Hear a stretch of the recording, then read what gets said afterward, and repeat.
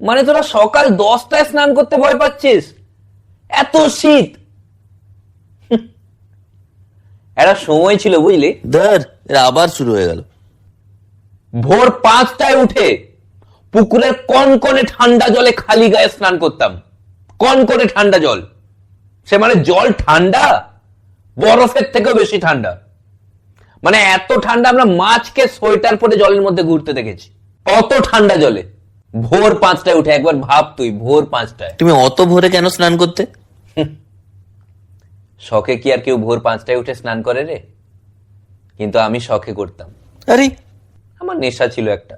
কিন্তু ওই যে ভোরে স্নান করলাম, তারপর সারাদিন আর ঠান্ডা লাগতো না। মানে ভাব, ওই ঠান্ডাতে যখন সবাই জামা, তার উপরে সোয়েটার, তার উপরে জ্যাকেট পরছে, আমি এদের উল্টো। আমি আগে জ্যাকেট, তারপর সোয়েটার, তারপর জামা। আর তোরা যে এটাকে ঠান্ডা বলছিস, সেটা কোনো ঠান্ডা? ঠান্ডা পড়তো আমাদের সময়, মানে এরকম ঠান্ডা আমাদের সময় গ্রীষ্মকালে পড়তো। আর শীতকালে যে ঠান্ডাটা পড়তো, সেটা তোরা ফিল করতে পারবি না। কেমন ঠান্ডা পড়তো? কেমন ঠান্ডা বলতে, কখনো আন্টার্কটিকা গেছিস? না। ওরকম ঠান্ডা পড়তো। তুমি গেছো? না, মানে এত ঠান্ডা ছিল যে সবকিছুতে বরফ জমে যেত, এমনকি বরফে বরফ জমে যেত। টেম্পারেচার কত থাকতো? জানা যায়নি। কেন?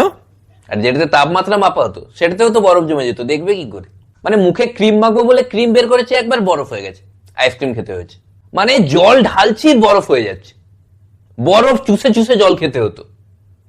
প্রবলেম তো হতো পায়খানা করার সময়, আগুন নিয়ে ঢুকতে হতো, বরফ গলিয়ে তারপর ধুয়ে আসতাম।